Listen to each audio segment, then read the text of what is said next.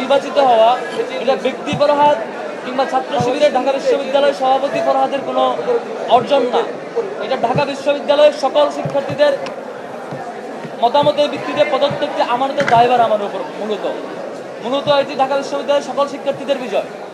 এটি ব্যক্তি ফরহাদ কিংবা ছাত্র শিবিরের ঢাকা বিশ্ববিদ্যালয়ের সভাপতি ফরহাদের বিজয় হিসেবে দেখবার কোনো সুযোগ আমার কাছে আমি ব্যক্তিগতভাবে মনে করি না। বরং এটি আমার কাছে মনে হয় ঢাকা বিশ্ববিদ্যালয়ের সকল শিক্ষার্থীদের প্রতিনিধিত্ব করা এবং সকল শিক্ষার্থীদের যে বিশাল আমানত আমাদের উপর অর্পিত হয়েছে সে আমানতের একটি ঘোষণা এটি।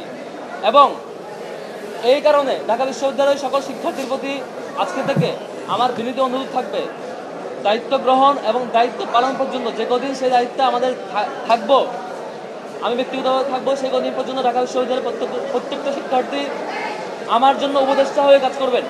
ঢাকা বিশ্ববিদ্যালয়ের প্রত্যেকটা শিক্ষার্থী, আমি যদি আমার পথ চলায় কোনো ভুল করি, কোনো ভুল পথে পা বাড়াই, কোনো ভুল কিছু করি মনে হয় বিশ্ববিদ্যালয়ের শিক্ষার্থীর কাছে, বিশ্ববিদ্যালয়ের শিক্ষার্থী যাতে আমাকে সাথে সাথে ভুল শুধরে দেন এবং তার জায়গা থেকে আমাকে সমালোচনায় কাঠগড়ায় দাঁড় করান এবং একদম যেভাবে শুদ্ধি দিলে পরে আমার জন্য সেই পথটা সঠিক পথে যায় সেভাবে যেন সে বিশ্ববিদ্যালয়ের শিক্ষার্থীরা আমাকে শুদ্ধি দেন, সে কামনা করব।